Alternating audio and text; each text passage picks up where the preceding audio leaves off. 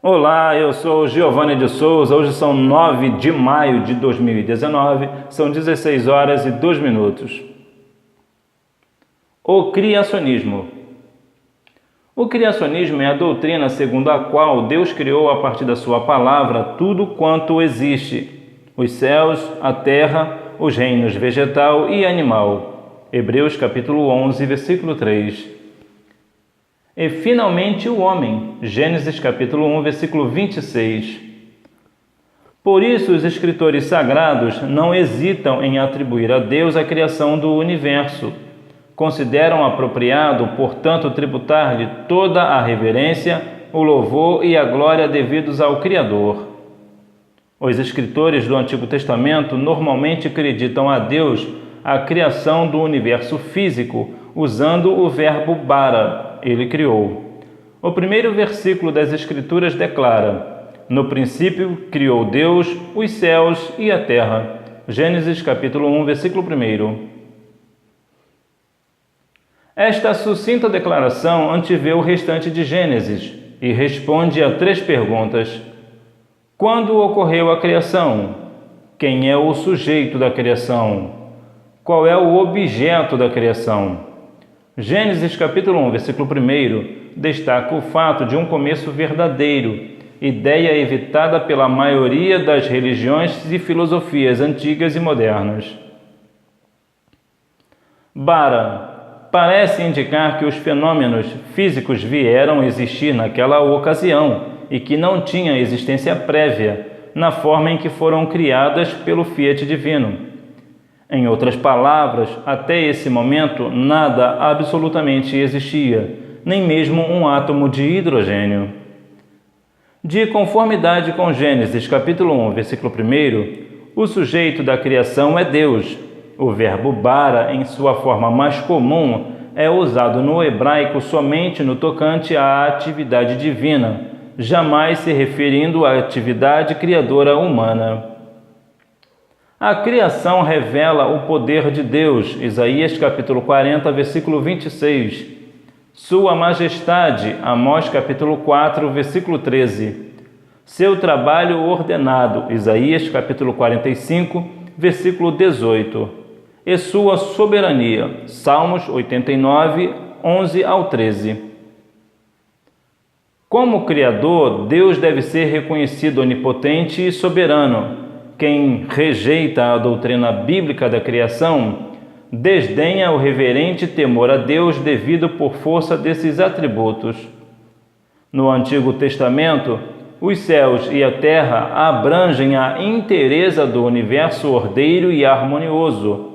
Nada existe que não tenha sido criado por Deus. O evolucionismo. Charles Robert Darwin, naturalista britânico, desenvolveu a teoria da evolução, juntamente com Alfred Russel Wallace, e propôs o princípio da seleção natural como mecanismo de evolução. O seu interesse especial pelas ciências naturais levou-o a embarcar no navio como naturalista e a viajar ao redor do mundo entre 1831 e 1836. Durante a viagem, interessou-se principalmente pela geologia, fauna e flora dos lugares que visitou, América do Sul, Ilhas Galápagos e Austrália, realizando numerosas observações de maneira a analisar o problema da origem das espécies. Foi a compilação destes dados que lhe permitiu formular a sua principal teoria, apresentada no livro A Origem das Espécies em 1859. Esta obra explica o processo evolutivo pelos princípios da evolução natural e gerou grande controvérsia junto aos cientistas mais conservadores e aos membros do clero por estar em desacordo com a interpretação literal do livro do Gênesis. A teoria baseia-se na variação existente entre os organismos de uma mesma espécie. Segundo Darwin, os elementos que apresentam características que melhor os adaptam ao ambiente são aqueles que provavelmente sobreviverão e procriarão. passando essas características à sua descendência. Ao longo das gerações, o acúmulo de pequenas alterações dará origem à alteração das características da população, ou seja, à evolução. Darwin também fez descobertas importantes em outras áreas, que incluem os mecanismos de fertilização das plantas, a taxonomia de crustáceos e o mecanismo de formação do solo e dos atóis. O darwinismo por si só não é suficiente para explicar a evolução do altruísmo. Por exemplo, a evolução de abelhas obreiras e estéreis em um enxame. O neodarwinismo, a atual teoria da evolução, é uma síntese do trabalho de Darwin, com as mais recentes descobertas da genética. A teoria do Big Bang, a grande explosão.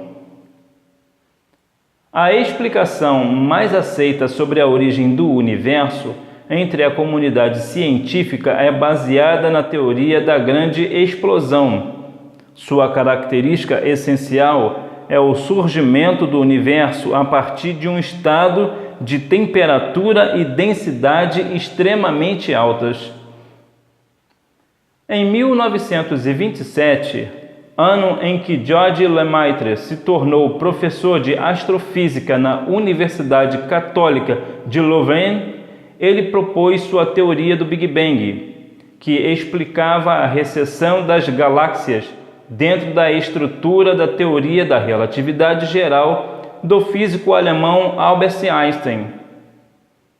A teoria do padre e astrônomo belga George Lemaitre, modificada por George Gamow, tornou-se a principal cosmologia,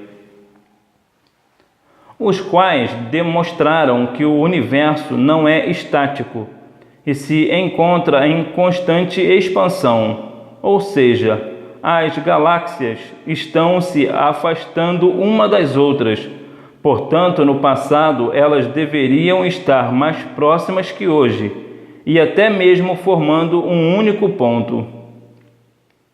A teoria do Big Bang foi anunciada em 1948 pelo cientista russo naturalizado estadunidense George Gamow e o padre e astrônomo belga George Lemaitre. Segundo eles, o universo teria surgido após uma grande explosão cósmica, há 13,8 bilhões de anos. O termo explosão refere-se a uma grande liberação de energia, criando o espaço-tempo. Embora muito se fala de ambas as partes, verdade é que provavelmente a ciência e a religião jamais andarão de mãos dadas no que diz respeito à criação do mundo e seu universo. A ciência se baseia em questões e provas científicas, isto é, aquilo que se pode provar cientificamente com base em conhecimento humano. A religião se baseia unicamente pela fé. E se a ciência atribui ao Big Bang a criação e a religião atribui a Deus, em duas coisas elas se igualam, assim podemos dizer. A religião não estava presente quando Deus criou o mundo. A ciência também não estava presente quando aconteceu o Big Bang. E ambas têm a fé de que estão certas em seus argumentos. No entanto, a Bíblia nos revela o que, quem, quando, para que e como foi criado o mundo, enquanto a teoria da evolução das espécies e a teoria do Big Bang apenas nos diz sobre suposições. A teoria da evolução e a teoria do Big Bang são apenas teorias e não passam de teorias. Tchau!